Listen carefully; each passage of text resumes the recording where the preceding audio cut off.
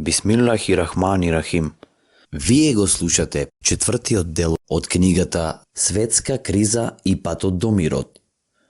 Ова е збирка на говори и писма од Хазрети Мирза Масрор Ахмад, имам и поглавар на Ахмадија муслиманскиот джемаат, петтиот наследник на ветениот Месија. उस रहमत आलम अब्र करम के Разорните последици од нуклеарна војна и судбоносната потреба за безусловна правда.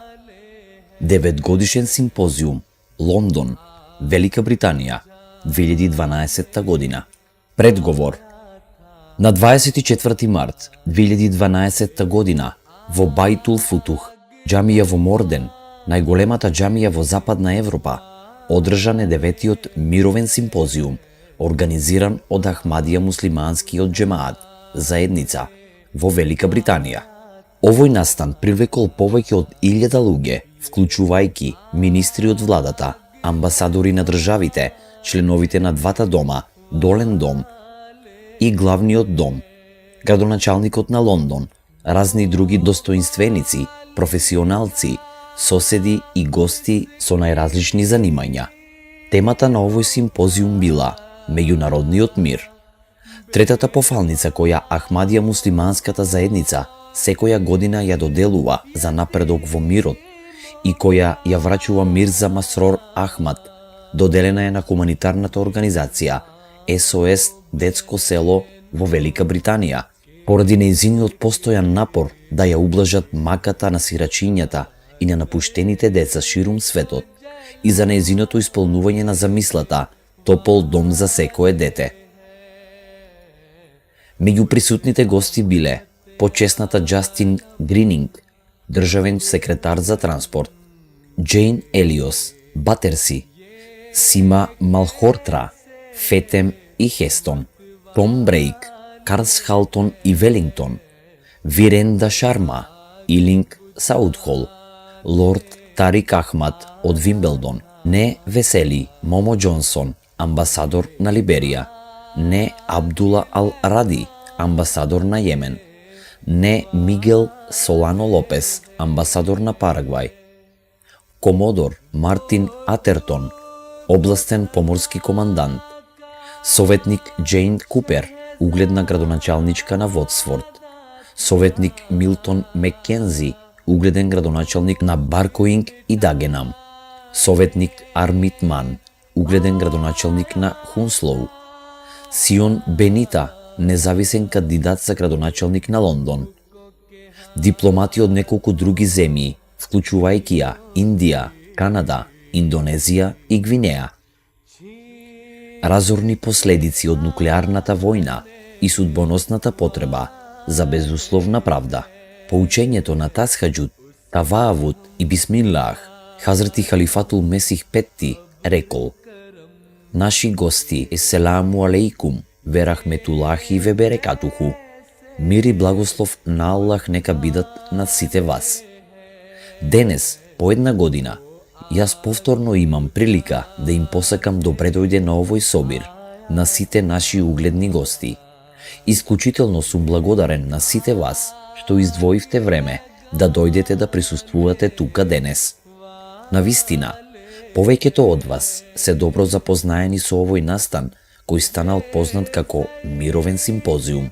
Овој настан секоја година го организира Ахмадија муслиманската заедница и тој е само еден од нашите напори во настојувањето да ја исполниме желбата за воспоставување на мир во светот. Меѓу присутните денес се и некои нови пријатели кои на оваа свеченост присуствуваат за прв пат, додека останатите се наши стари пријатели кои повеќе години ги помагаат нашите напори. Без оглед на тоа, сите вие сте образовни луѓе кои со нас ја делат желбата за воспоставување на мир во светот и поради таа желба сите вие денес присуствувате на овој настан. Сите вие денес сте овде со искрена желба светот да биде исполнет со љубов, внимание и пријателство. Токму кон ваков став и токму кон вакви вредности мнозинството на светот копнее и има потреба од нив. Тоа се причини поради кои сите вие со најразлично образование, нација и религија денес седите овде пред мене. Како што кажав, ние овој собир го свикуваме секоја година и во секоја прилика сите ние изразуваме исто чувство и иста надеж пред нашите очи во светот да биде воспоставен мир. Поради тоа, јас секоја година од вас барам да настојувате да го напредите мирот секогаш, кога имате прилика и со кого и да имате контакт. Покрај тоа, јас исто барам од сите оние кои се поврзани со политички партии или влади, оваа порака на мирот да ја пренесат внатре во своите влијателни кругови. Неопходно е секој поединец да биде запознаен дека за втемелување на светскиот мир денес се потребни далеку поголеми високи начелни морални вредности отколку во минатото. Што се однесува до Ахмадија заедницата, каде и да се укаже прилика, ние отворено го изразуваме своето мислење дека постои само еден пат светот да го спасиме од уништувањето и пустошењето кон кое оди, а тоа е дека сите ние мораме да настојуваме да шириме љубов, внимание и чувство кон заедницата. Најважно е дека светот мора да го препознае својот Создател, кој е единствениот Бог, бидејќи препознавањето на Создателот е она што не води кон љубов и сочувство за неговото создавање, и кога тоа ќе стане дел од нашиот карактер, тогаш стануваме приматели на Божјата љубов. Ние постојано го кремаме својот глас за мир во светот и болката и маката која ние ја чувствуваме во своите срца е она што не вдахнува да се трудиме да ја ублажиме маката на луѓето и светот во кој живееме да го свртиме кон подобро. Навистина, самата оваа свеченост е само еден од нашите напори кон постигнувањето на оваа цел. Како што веќе кажав, сите вие исто така ги имате овие благородни желби. Јас постојано ги повикував политичарите и верските водачи да се борат за мир. Но сепак, наспроти сите овие напори, гледаме дека загриженоста и вознемиреноста и понатаму се шират и растат во светот. Во денешниот свет забележуваме толку борби, вознемиреност и неред. Во некои земји јавноста се бори и води војња меѓу себе. Во некои нации јавноста се бори против владата или спротивно, владетелите го напаѓаат сопствениот народ. Терористички групи го расплантуваат безвластието и нередот за да ги исполнат своите интереси и така своеволно убиваат невини жени, деца и старци. Во некои земји, со цел за постигање на сопствените цели, политичките партии војуваат една со друга, наместо да се соберат заедно за подобра промена во своите нации. Исто така, гледаме дека некои влади и земји постојано фрлаат завиден поглед во правец на богатството на другите нации. Најголемите сили на светот се голтнати во своите напори да ја одржат врховната власт и прават се што можат во своите настојувања во потрага по оваа цел. Имајќи го сето ова на ум, увидуваме дека ниту Ахмадија заедницата, ниту мнозинството од вас кои сте дел од јавноста, нема моќ, ниту овластување да развие правец на делување за да донесе позитивни промени. Ова е поради тоа што немаме никаква моќ на власт или служба. Всушност, јас ќе одам толку далеку што ќе кажам дека дури ни политичарите со кои сме развиле пријателски односи и кои секогаш се сложуваат со нас кога се во наше друштво, исто така не се во состојба гласно да проговорат за тоа. Наместо тоа, нивните гласови се потиснати и тие се попречени своите мислења да ги упатат понатаму. Причина за оваа е што или се присилени да ја следат политиката на партијата, или можеби поради надворешни притисоци од други светски сили или политички сојузници. Наспроти тоа, ние кои секоја година земаме учество во овој мировен симпозиум, несомнено имаме желба да биде воспоставен мир и сигурно ги изразуваме своите мислења и чувства дека љубов, сочувство и братство треба да бидат втемелени меѓу сите религии, националности, меѓу сите раси и навистина меѓу сите луѓе. За жал, безпомошни сме оваа визија да ја изнесеме на виделина. Ние немаме ниту овластување, ниту средства да ги постигнеме резултатите кон кои копнееме. Се сеќавам дека пред 2 години, токму во оваа сала, во текот на нашиот мировен симпозиум, одржав говор, изнесувајќи ги деталите за патиштата и средствата како да биде воспоставен светски мир, и исто така зборував за тоа како Обединетите нации треба да делува. После тоа, нашиот многу драг и почитуван пријател, лорд Ерик Ејвбери, даде коментар дека овој говор треба да биде одржан во самите Обединети нации. Меѓутоа, она што сакам да кажам е дека само одржувањето на говор или предавање не е доволно и нема да доведе до тоа да биде воспоставен мир. Всушност, клучно барање за исполнувањето на главната цел е безусловна правда и честност на сите полиња. Честниот Куран во сура 4, ајет 136, ни дал златен принцип и поука, упатувајќи не кон ова. Тој вели дека средство за исполнување на она што го бара правдата е дека морате да сведочите праведно, дури и ако треба да сведочите против себе. Своите родители, пријатели или најблиските роднини, и тоа морате да го направите. Ова е вистинска правда, каде личните интереси се ставени на страна поради заедничкото добро. Ако размислиме за овој принцип на заедничко ниво, тогаш ќе увидиме дека треба да ги напуштиме нечестните работи на лобирање, базирани на богатство и влијание. Наместо тоа, представниците и амбасадорите на секоја нација треба да настапуваат искрено и со желба да ги помогнат принципите на честност и еднаквост.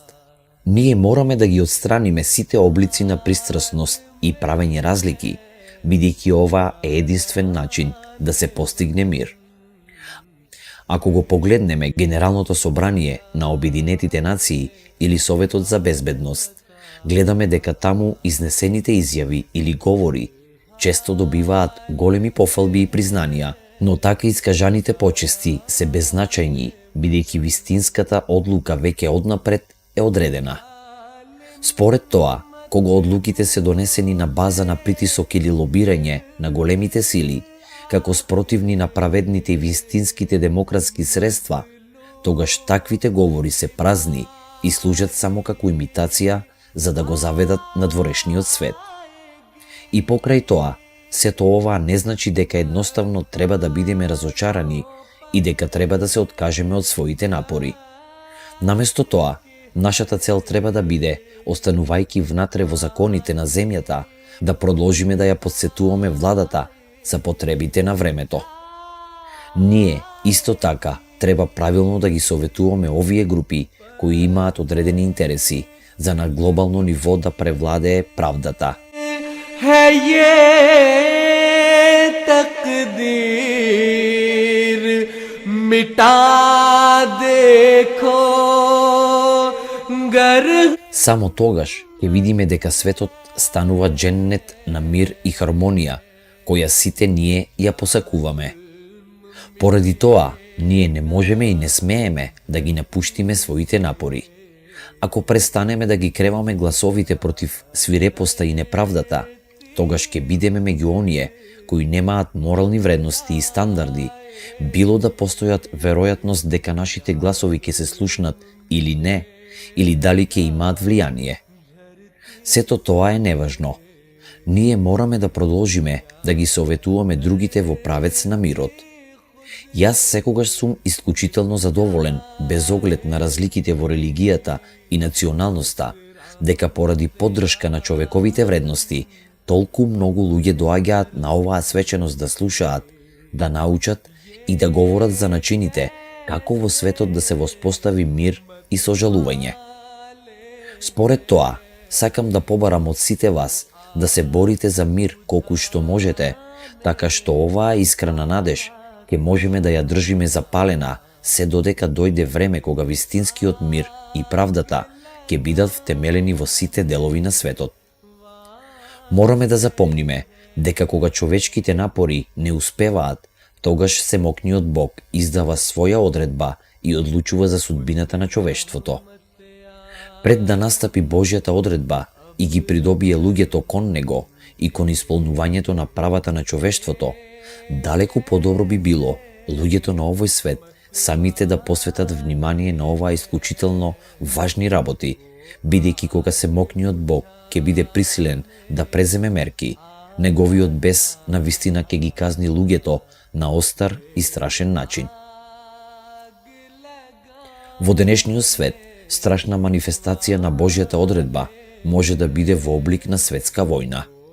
Нема сомневање дека делувањето на таква војна и уништувањето до кое ќе дојде нема да биде ограничено на самата војна или само на оваа генерација. Всушност, неизините страшни последици ќе се прикажат на многу идни генерации. Оружјето кое денес е на располагање толку е разорно, што може да доведе до тоа генерации и генерации да се раѓаат со тешки генетски или физички оштетувања. Јапонија е земја која ги искусила грдите последици од атомското војување, кога била нападната со нуклеарни бомби во текот на Втората светска војна. Дури и денес, кога ќе ја посетите Јапонија и се сретнете со луѓето, во нивните очи и од она што кажуваат, гледате очигледен страв и омрза кон војната. А нуклеарните бомби, кои во тоа време биле употребени и кои предизвикувале големо и широко разурнување, биле дури со многу помала моќ од атомското оружје, кое денес го имаат дури и многу мали нации. Се зборува дека во Јапонија, иако поминале 70 години, сепак дејството на атомските бомби се уште остава последици на новороденчињата. Ако човекот биде погоден од куршум, тогаш понекогаш е можно и да преживее, но ако избие нуклеарна војна, тогаш оние кои се во борбената линија нема да имаат таква среќа. Наместо тоа, ќе видиме како луѓето веднаш умираат и се заледуваат како кипови, и нивната кожа едноставно ќе се истопи. Водата за пиење, храната и растенијата ќе бидат затруени под влијание на зрачењето. Можеме само да замислиме какви се болештини ќе се појават. И на оние места кои директно нема да бидат погодени и каде зрачењето ќе биде помало, дури и таму ризикот од болести ќе стане многу поголем и идните генерации ќе имаат многу поголеми ризици. Поради тоа, како што веќе кажав, уништувањата и разурнувачките дејствија на таквата војна нема да бидат ограничени на самата војна и на незините последици, туку ќе се пренесуваат од генерација на генерација. Ова се вистинските последици на таквата војна, но сепак и денес постојат себични и неразборити луѓе кои се исклучително горди на својот изум, кои го опишуваат како подарок на светот. Вистина е и дека така наречените корисни видови на нуклеарна енергија и технологија можат да бидат исклучително опасни и можат да доведат до катастрофа, било поради невнимание или поради незгода. Ние сме сведоци на такви катастрофи, како што е нуклеарната несреќа, која се случила во 1986 година во Чернобил, кој сега се наоѓа во Украина. И минатата година по земјотресот и цунамито, Јапонија мораше да се бори со голема опасност и земјата се наоѓаше во голем страв. Кога такво нешто ќе се случи, многу е тешко повторно да се населат погодените области. Поради нивното едноставно трагично искуство, јапонците станале исклучително внимателни и навистина нивното чувство на страв од теророт во целост е оправдано. Разбирливо е тврдењето дека луѓето умираат во војните. Кога Јапонија влегла во Втората светска војна, нејзината влада и народ добро знаеле дека некои луѓе ќе бидат убиени. Велат дека околу 3 милиони луѓе загинале во Јапонија и тоа било околу 40% од жителите на оваа земја. Иако еден број на државите имал поголеми жртви во вкупен број, сепак омразата и одвратноста кон војната која ја наоѓаме кај луѓето во Јапонија останува многу поголема во споредба со другите. Едноставна причина за тоа сигурно се двете бомби кои биле фрлени на Јапонија во текот на Втората светска војна, на чии последици се уште се сведоци и кои и ден денес треба да ги поднесуваат. Јапонија ја докажала својата големина и отпор со тоа што била во состојба своите градови релативно брзо повторно да ги насели и да ги постави на здрави нозе. Но нека биде јасно, ако нуклеарното оружје денес повторно биде употребено, тогаш сосема е можно делови од државите да бидат потполно избришани од картата. Можат да престанат да постојат. Внимателните пресметки покажуваат дека во Втората светска војна се убиени околу 62 милиони луѓе и дека 40% од тоа се цивили. Според тоа, со други зборови, убиени се повеќе цивили одошто војници. Такво разурнување се појавило и наспроти фактот дека освен во Јапонија, секаде била воведена традиционална војна со вообичаено наоружување. Велика Британија морала да поднесе загуба од околу половина милион луѓе. Впрочем, во тоа време, таа се уште била колонијална сила и нејзините колонии исто така се бореле во нејзино име. Ако ги вклучиме нивните загуби, тогаш смртноста нараснува до милион. Само во Индија животот го загубиле околу 1,6 милиони луѓе. Меѓутоа, денес ситуацијата се сменила и токму овие земји кои биле колонии на Велика Британија и кои се бореле за Британската империја, ако избие војна, денес можат да војуваат против Велика Британија. उस रहमत आलम अब्र करम के ये कैसे मतवाले हैं वो आग बुझाने आया था ये आग लगाने वाले हैं।